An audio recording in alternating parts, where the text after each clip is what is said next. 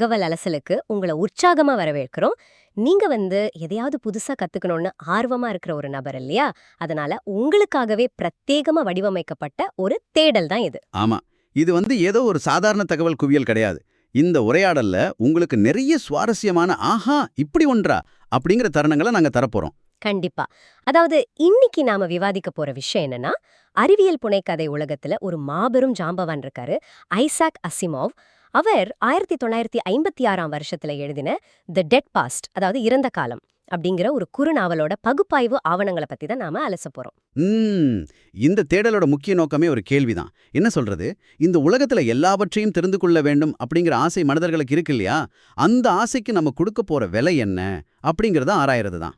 இத கொஞ்சம் விரிவா பாப்போம். இந்த கதை எப்படி நம்மளோட இன்றைய நிகழ்காலத்தோட, குறிப்பா இந்த டிஜிட்டல் உலகோட தொடர்புடையது அப்படிங்கறத நம்ம புரிஞ்சுக்கணும். பாத்தீங்கன்னா இந்த கதையோட மையத்துல டாக்டர் அர்னால்டு பேட்டர்லி அப்படின்னு ஒரு பழங்கால வரலாற்று பேராசிரியர் இருக்காரு.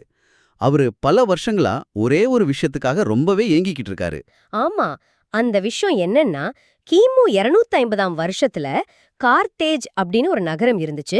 அந்த ஊர் மக்கள் தங்களோட சொந்த குழந்தைங்களையே நெருப்புல வீசி பலியிட்டாங்க அப்படின்னு ரோமானியர்கள் ஒரு வரலாற்று பொய்ய பரப்பி வச்சிருக்காங்க. ம் ரோமானியர்கள் கார்த்தேஜ் நகரத்தை அழிச்சிட்டாங்க. அதனால தங்களோட கொடூரங்களை மறைக்க அவங்க செஞ்ச ஒரு பிரச்சாரம் தான் இது அப்படிங்கிறது பேட்டர்லியோட சந்தேகம். இதை எப்படியாவது முறியடிக்கணும் அப்படிங்கறதான் அவரோட நோக்கம். அதுக்காக அவர் குரோனோஸ்கோப் அப்படிங்கிற ஒரு எந்திரத்தை பயன்படுத்த அனுமதி கேக்குறாரு. இந்த குரோனோஸ்கோப் அப்படின்னா என்ன? அது ஒரு கால கண்காணிப்பு இயந்திரம். அதாவது கடந்த காலத்தை ஒரு திரை வழியா நேரடியாக பார்க்க அனுமதிக்கும் ஒரு கருவி. இந்த கார்த்தேஜ் வரலாற்றை கண்ணால பார்க்க பேட்டர்லி அனுமதி கேட்கிறாரு. ஆனா அந்த இயந்திரம் முழுமையா அரசாங்கத்தோட கட்டுப்பாட்டுல இருக்கு. அந்த குரோனோஸ்கோப் பிரிவோட தலைவரா இருக்கிற தாதியஸ் அராமன் இந்த அனுமதியை தொடர்ந்து மறுத்துக்கிட்டே இருக்காரு. ஆமா, இதுல ஆச்சரியமான விஷயம் என்னன்னா, அந்த இயந்திரத்துல எந்த தொழில்நுட்ப கோளாறும் கிடையாது. அதனாலதான் வேலை செய்யுது. அப்போ ஏன் அவர் அனுமதி மறுக்கிறாரு? பொதுக் கொள்கை, அதாவது பப்ளிக் பாலிசி அப்படிங்கிற ஒரு மொன்னையான காரணத்தை தான் அரசாங்கம் சொல்லுது. இத கேட்டுக்கிட்டு இருக்கிற நீங்களும் கொஞ்சம் சிந்தித்து பாருங்க. பழங்கால வரலாற்றை ஒரு படிக்கிறத நினைச்சோல அரசாங்கம் ஏன் பயப்படணும்? 2000 வருஷத்துக்கு முன்னாடி நடந்ததை பார்த்தா இப்ப இருக்கிற அரசாங்கத்துக்கு என்ன ஆகிட போகுது? அந்த முரண்பாட்டோட ஆழம்தான் கதையோட சுவாரஸ்யமே. அரசாங்கம் எந்த காரணமும் இல்லாம ஒரு விஷயத்தை தடுத்தா அதை மீறணும் தானே நமக்கு தோணும். பாட்டர்லியும் அதத்தான் பண்றாரு. கண்டிப்பா. அவர் அரசாங்கத்தோட இந்த ஏகபோக உரிமையை மீற நினைக்கிறாரு. அதனால இயற்பியல் பயிற்றுவிப்பாளரான ஜோனாஸ் ஃபாஸ்டர் அப்படிங்கிறவரோட ரகசியமா ஒரு கூட்டணி வைக்கிறாரு. பாட்டர்லி பணம் கொடுக்க ஃபாஸ்டர் அந்த இயந்திரத்தை ரகசியமா வடிவமைக்கிறாரு. இந்த இடத்துல அந்த இயற்பியல் பின்னணிய நம்ம புரிஞ்சுக்கணும். காலத்தை எப்படி ஒரு இயந்திரத்தால பார்க்க முடியும்? அது ரொம்ப சுவாரஸ்யமான அறிவியல். நியூட்ரினோட்டா அப்படிங்கிற துகள்களை வச்சுதான் இதை பண்றாரு ஃபாஸ்டர். இந்த நியூட்ரினோக்கள் அப்படிங்கிறது நிறை இல்லாத, மின்னூட்டம் இல்லாத அடிப்படை துகள்கள். அதாவது மாஸ்லெஸ் அண்ட் அன்சார்ஜ்ட் பார்ட்டிகல்ஸ். ஆமா, இவை காலம் மற்றும் பருப்பொருட்களை எந்த தடையும் இல்லாம துளைத்து கொண்டு தொடர்ந்து பயணிச்சுக்கிட்டே இருக்கும். நம்ம குளத்துல ஒரு கல்ல போட்டா எப்படி அலைகள் வருமோ அதே மாதிரி தான் இதுவும். அந்த நியூட்ரினோக்களின் ஓட்டத்தை ஒருங்கிணைத்து அதை ஒரு பிம்பமா, ஒரு இமேஜா மாத்திர தொழில்நுட்பத்தை தான் ஃபாஸ்டர் கண்டுபிடிக்கிறாரு. கரெக்ட். எல்லாம் முடிஞ்சதும் முதல் சோதனையை தொடங்குறாங்க.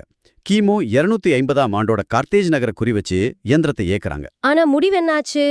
முழுமையான தோல்வி. திரையில கார்த்தேஜ் நகரம் தெரியவே இல்ல. வெறும் இரைச்சலும் தெளிவற்ற சிக்னல்களும் மட்டும்தான் தெரியுது. ஒரு பனிமூட்டம் மாதிரி. இந்த இடத்துல தான் நம்ம ஒரு அறிவியல் தடையை பத்தி பேசணும். அதாவது 125 வருட எல்லை அப்படின்னு இதை சொல்றாங்க. இயந்திரம் ஏன் வேலை செய்யல? ஏன்னா அந்த வெப்பச்சலனம், தெர்மல் மோஷன் அப்படின்னு சொல்றோம் இல்லையா, அது நியூட்ரினோக்களின் பாதையை சீரற்ற முறையில தொடர்ந்து சிதைச்சுக்கிட்டே இருக்கு. நேரம் செல்ல செல்ல இந்த பிழைகள் ரொம்பவே அதிகமாயிடும். ஓஹோ, அப்போ சரியா 125 வருஷங்களுக்கு முந்தைய காலத்தை தாண்டி எந்த ஒரு பிம்பத்தையும் பார்க்கவே முடியாது. எல்லாமே வெறும் இரைச்சலா மாறிடும். ஆமா, பழங்கால வரலாறு அப்படிங்கிறது இயற்பியல் ரீதியாகவே நம்மால அணுக முடியாத ஒன்று. கார்த்தேஜ் நகரத்தோட உண்மையை இனி எப்போதுமே அறிய முடியாது அப்படிங்கிறது உறுதியாயிடுச்சு. இங்கதான் விஷயம் மிக சுவாரஸ்யமாகுது. இயந்திரத்தால பழங்காலத்தை பார்க்கவே முடியாதுன்னு உறுதியான பின்னாடியும் அந்த அரசாங்க அதிகாரியான தாடியஸ் ஆராமன் அவங்கள கைது செய்யறாரு. ஆமா, அவங்கள சுத்தி வளைச்சு அதிரடியா அரெஸ்ட் பண்றாங்க. நீங்களே யோசிச்சு பாருங்க, வேலை செய்யாத ஒரு தோல்வி அடைந்த இயந்திரத்தை நினைச்சு அரசாங்கம் ஏன் பயப்படணும்? எதற்காக அதை இருட்டடிப்பு செய்யணும்? இந்த மர்மத்தை தேடும்போதுதான் உண்மையான ரகசியம் வெளியே வருது. அந்த புதிர் என்னன்னா, அந்த 125 வருஷங்கள் அப்படிங்கிறது ஒரு தரை கிடையாது. அது ஒரு உச்சவரம்பு, அதாவது சீலிங். எனக்கு புரியுது. உங்களால 125 வருஷங்களுக்கு முந்தைய கடந்த காலத்தை பார்க்க முடியல. ஆனா 125 வருஷங்களுக்கு உட்பட்ட காலத்தை பார்க்க முடியுது. சரியா சொன்னீங்க. உங்களால 100 வருஷத்துக்கு முன்னாடி பார்க்க முடியும், 10 வருஷத்துக்கு முன்னாடி பார்க்க முடியும். ஏன் வெறும் ஒரு வினாடிக்கு முந்தைய கடந்த காலத்தை கூட மிக தெளிவாக பார்க்க முடியும். ஒரு வினாடிக்கு முந்தைய கடந்த காலம் அப்படிங்கறது அது நடைமுறையில நிகழ்காலம் தானே. The living present.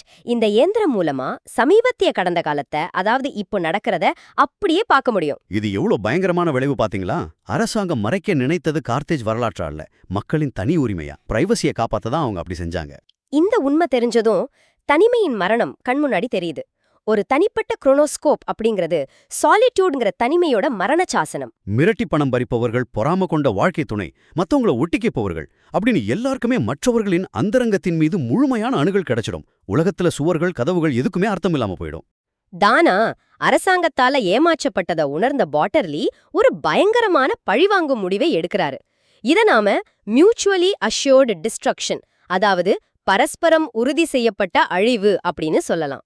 ஆமா, எனக்கு கடந்த காலம் கிடைக்கல, நான் தேடின உண்மை எனக்கு கிடைக்கல அப்படின்னா இனி இந்த உலகத்துல யாருக்கும் அவங்களோட ரகசியங்கள் இருக்கக்கூடாது அப்படின்னு அவர் முடிவு பண்றாரு. அதனால அந்த குரோனோஸ்கோப் இயந்திரத்தை உருவாக்குவதற்கான வரைபடங்களை ஆயிரக்கணக்கான கல்வியாளர்களுக்கும் ஆர்வலர்களுக்கும் தபால்ல அனுப்பி வச்சிடுறாரு. இதுல ரொம்ப கொடூரமான விஷயம் என்னன்னா, அந்த இயந்திரத்தை வெறும் $50க்கும் குறைவான செலவுல சாதாரண உதிரி பாகங்களை கொண்டு யார் வேண்டுமானாலும் செய்துவிட முடியும். ரகசியங்களின் முடிவு வந்துடுச்சு. இன்னும் சில வாரங்கள்ல இந்த உலகத்துல உள்ள உருவகச் சுவர்கள், அதாவது மெட்டபாரிக்கல் வால்ஸ் எல்லாமே இடிந்து விழப் போகுது. ஒவ்வொரு மனிதனும் இனி மற்றவர்களின் தொடர்ச்சியான கண்காணிப்பிலேயே வாழ வேண்டியிருக்கும். பாட்டர்லி வரலாற்றை தேடினார். அதற்காக அவர் கொடுத்த விலை ஒட்டுமொத்த மனிதகுலத்தின் சுதந்திரம். தனி உரிமை முழுமையா பறிக்கப்பட்டு ரகசியங்களே இல்லாத ஒரு சமூகம் உருவாகிடுச்சு. எல்லாவற்றையும் தெரிந்து கொள்ளும் திறன் அப்படிங்கிறது எப்படி ஒரு பெரிய சாபமா மாறும் அப்படிங்கறது இது காட்டுது.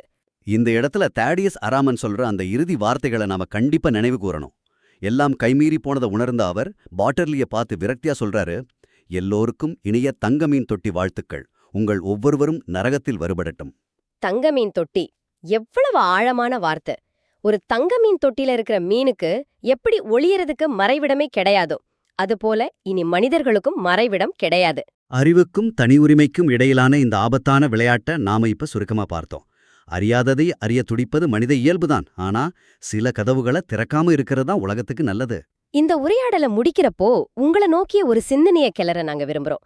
1956ல ஆசிமோவ் இப்படி ஒரு கற்பனை இயந்திரத்தை பத்தி எழுதினார். ஆனா இன்று நாம வாழ்ந்துட்டு இருக்கிற இந்த காலகட்டத்தை கொஞ்சம் நினைச்சு பாருங்க. சமூக வலைதளங்கள், ஸ்மார்ட் போன்கள், டிஜிட்டல் தடயங்கள் அப்படின்னு நம்மளோட வசதிக்காக நாமவே நம்ம தனி உரிமையை விற்று கொண்டிருக்கிறோம் இல்லையா?